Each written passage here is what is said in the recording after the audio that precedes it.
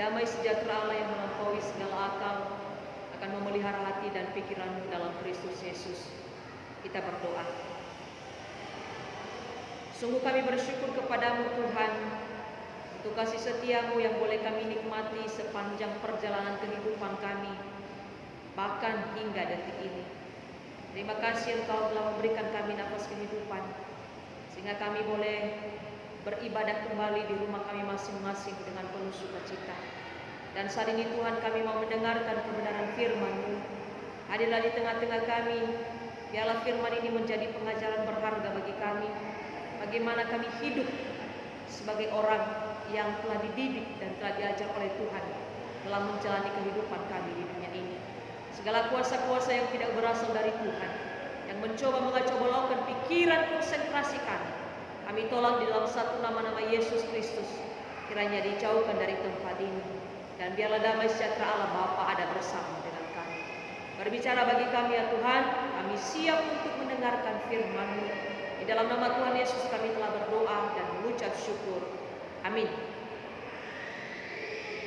Jemaat yang dikasihi oleh Tuhan, firman Tuhan yang menjadi bahan khotbah hari ini di minggu kedua bulan Juli terambil dari Injil Lukas pasal 6 ayat 39 sampai ayatnya yang ke-42.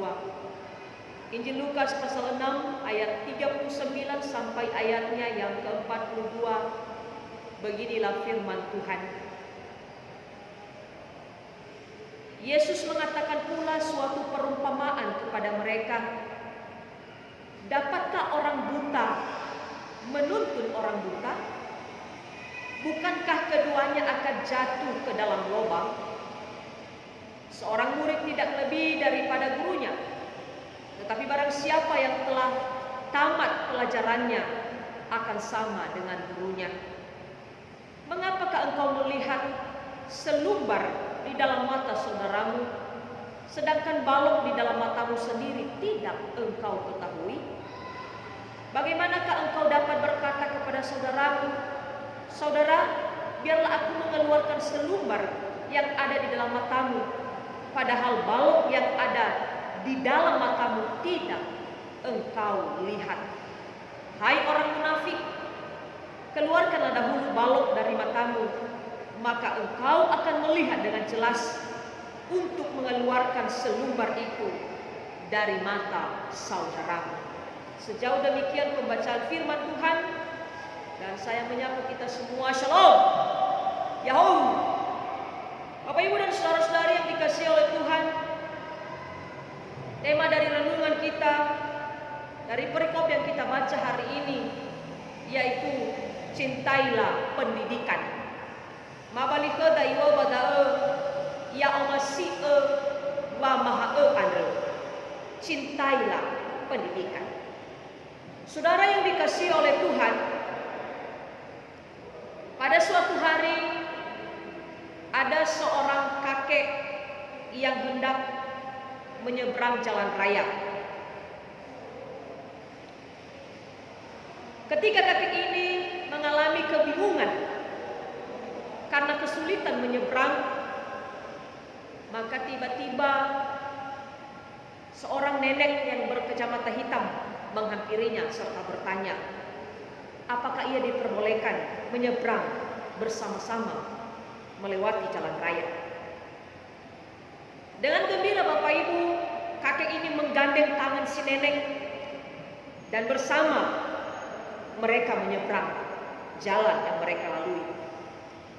Tapi si nenek berjalan secara zigzag karena mobil-mobil terus membunyikan klakson dan hampir mereka ditabrak.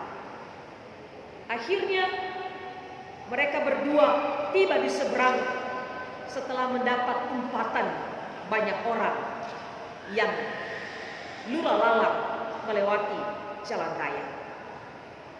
Dengan muka memerah, si kakek berkata, kau hampir membuat kita mati berdua. Kita berjalan seperti orang buta saja.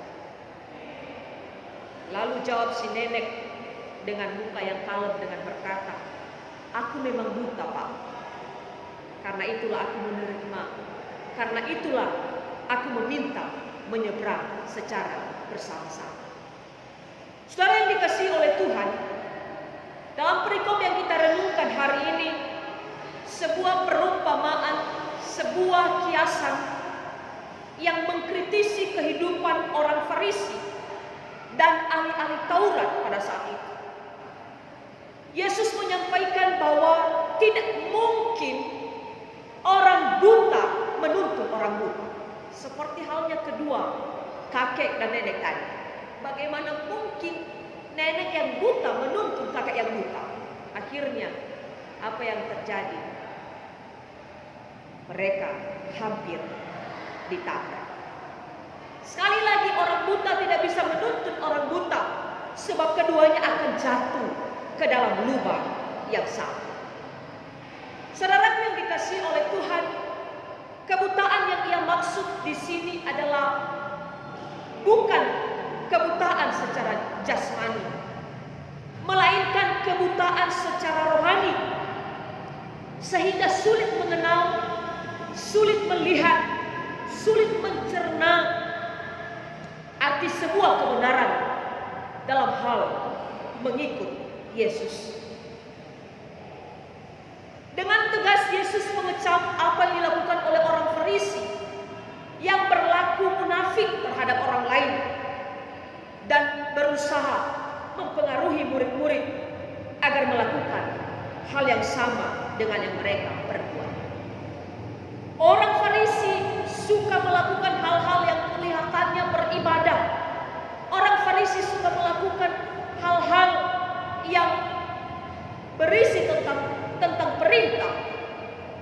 Namun sebenarnya mereka lebih suka melakukan apa yang mereka anggap lebih menguntungkan diri mereka sendiri. Saudara yang dikasihi oleh Tuhan, orang buta menuntut orang buta merupakan fenomena yang sering terjadi dalam kehidupan sehari-hari. Banyak orang yang berusaha mempengaruhi orang lain agar melakukan sesuatu yang kelihatannya baik, sedangkan sebenarnya mereka sendiri tidak mengetahui secara pasti bahwa hal itu termasuk baik. Banyak orang yang berusaha mempengaruhi keyakinan orang percaya agar menyimpang dari apa yang mereka percayai dan mengajak untuk mengikuti keyakinan yang mereka anggap baik, terutama dalam hal keselamatan.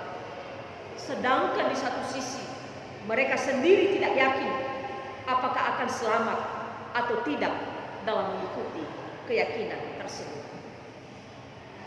Hal ini menjadi catatan penting bagi kita sebagai orang percaya dalam menjalani kehidupan kekristenan kita hari ini.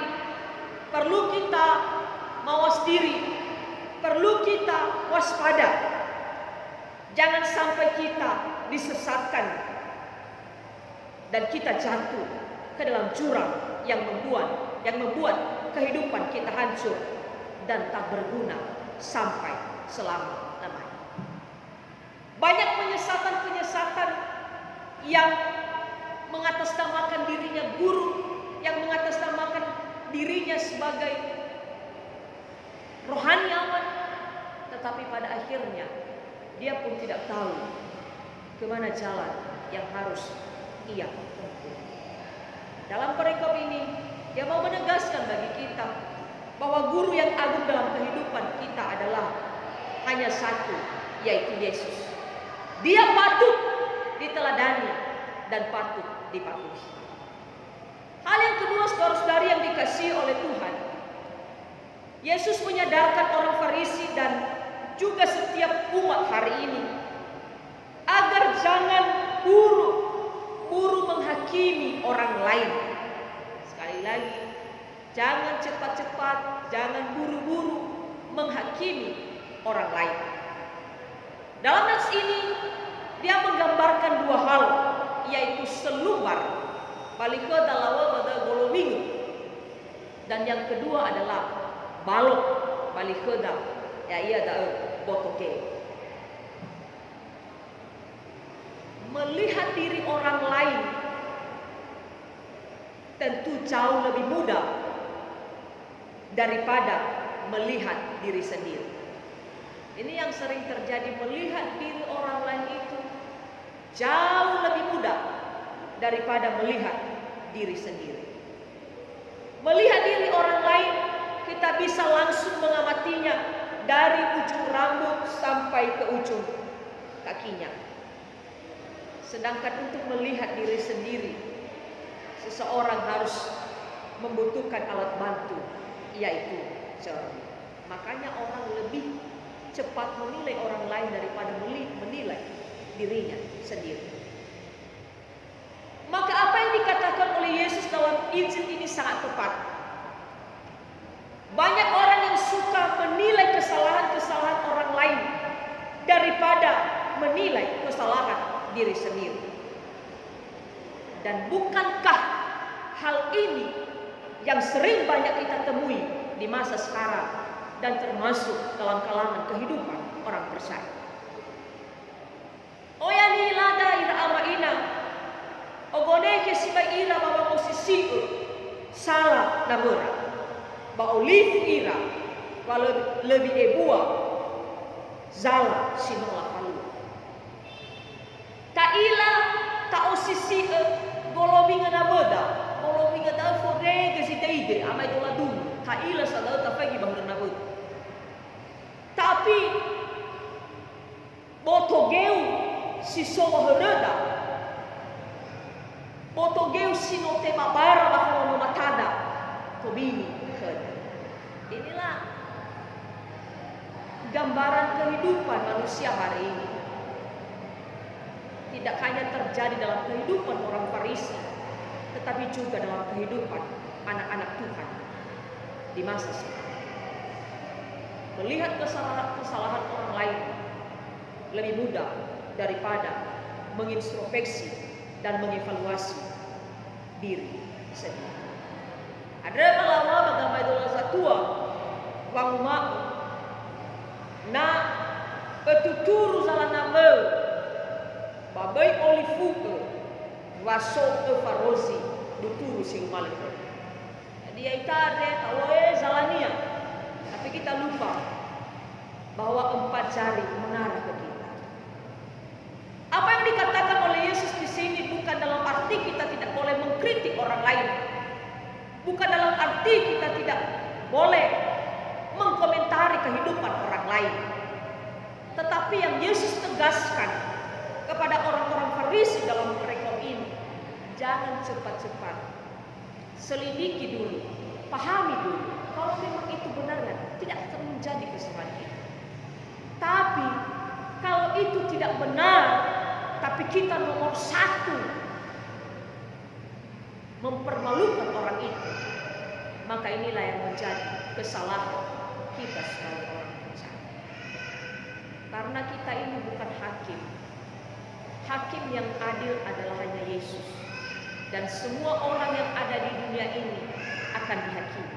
Maka jangan kamu menghakimi orang lain supaya kamu tidak dihakimi. Bapak Ibu dan saudara-saudari yang dikasihi oleh Tuhan, kunci utama supaya kita tidak mengalami kebutaan rohani dalam hidup ini, kunci utama supaya kita tidak cepat menghakimi orang lain, kunci utama supaya tidak menjadi orang munafik dalam hidup ini adalah mencintai pendidikan. Manu masih upamaha. Mencintai pendidikan di sini adalah tentang ajaran Yesus yang telah Ia sampaikan bagi kita. Mencintai pendidikan, mencintai pengetahuan tentang kebenaran akan menuntun kita berjalan di jalan yang benar. Mencintai pengetahuan akan menyadarkan kita bahwa sebelum menilai orang lain, terlebih dahulu marilah kita menilai diri sendiri. Sehingga sebelum kita melihat selumbar di mata orang lain, kita terlebih dahulu mengawaskan balok yang ada di mata kita. Sekali lagi ini sebuah perumpamaan kehidupan setiap orang yang lebih melihat kesalahan orang lain daripada melihat kesalahan diri sendiri. Yang lebih suka mengkritik kesalahan orang lain, tapi dia lupa bahwa hidupnya pun belum beres di hadapan Tuhan. Oleh karena itu Bapak Ibu dan saudara-saudari yang dikasihi oleh Tuhan, melalui perikop kita hari ini, kiranya Tuhan Yesus yang menumbuhkan kerinduan dalam diri kita untuk terus mencintai kebenaran dan membenci kemunafikan. Sekali lagi, biarlah Tuhan Yesus yang menumbuhkan kerinduan dalam diri kita untuk mencintai kebenaran dan membenci yang namanya kemunafikan. Jadilah pribadi yang senantiasa lebih utama melihat diri sendiri daripada melihat diri orang lain. Jangan sampai sikap gaya hidup orang Farisi di masa dulu masih kita pegang hari ini. Biarlah lewat perjalanan waktu Bapak Ibu, kehidupan kita juga akan terus berubah. Kehidupan kita akan terus mengalami pembaharuan di hadapan Tuhan. Ya, kalau selama ini kita cepat-cepat mengambil kesimpulan dalam sebuah masalah yang dihadapi orang lain, maka marilah lebih mencerna sebuah masalah itu sehingga tidak membawa dosa juga dalam kehidupan kita. Sekali lagi, jangan kita cepat menghakimi orang lain. Belum tentu dosa yang dia lakukan lebih besar dari apa yang kita lakukan. Mungkin saja karena dosanya ketahuan, makanya kita menghakimi dia. Tapi mungkin saja ada dosa-dosa yang tersembunyi yang kita lakukan. Tetapi Tuhan masih mengizinkan kita untuk terus memperbarui diri di hadapannya. Oleh karena itu, biarlah melalui firman Tuhan ini menguatkan kita dan mengubah kehidupan kita. Mari kita meninggalkan hal-hal yang tidak berkenan kepada Tuhan dan menjadi orang yang membawa berkat di mana pun kita berada. Kiranya Tuhan Yesus memberkati kita dalam perikop ini. Dan sebagai dasar falan terambil dari Amsal pasal 4 ayatnya yang ke-5b. Amsal pasal 4 ayat 5b, firman Tuhan berkata, perolehlah hikmat, perolehlah pengertian. Sekali lagi, perolehlah hikmat, perolehlah pengertian. Kiranya Tuhan Yesus memberkati kita. Kita berdoa. Terima kasih Bapa di surga, buat firman-Mu yang telah Engkau perdengarkan bagi kami pada pagi hari ini. Kami bersyukur Tuhan telah memberikan satu perumpamaan yang menggambarkan kehidupan orang Farisi, dan tidak tertutup kemungkinan itu juga terjadi dalam kehidupan kami hari ini. Seringkali kami menganggap diri kami sebagai orang yang sok pintar, sok tahu dari segalanya, sehingga kami kadangkala salah menuntun orang dalam kebenaran, dan kami jatuh ke dalam jurang yang sama. Tuhan mengajar kami untuk jangan cepat-cepat menghakimi orang lain, karena kadangkala yang terjadi dalam realita kehidupan ini, kami melihat selumbar di mata sesama kami, tapi kami tidak melihat balok yang ada di mata kami. Oleh karena itu Tuhan, ajarlah kami untuk terus mengevaluasi diri. Ajarlah kami untuk terus berbenah, sehingga hidup kami ini terus mengalami pembaharuan dari hari ke hari, dan kami boleh menjadi pribadi yang berkenan di hadapan-Mu. Saat ini hamba-Mu berdoa untuk seluruh jemaat-Mu di BNKP Batam Center. Engkau berkati seluruh jemaat-Mu Tuhan, tanpa kami sebutkan satu persatu.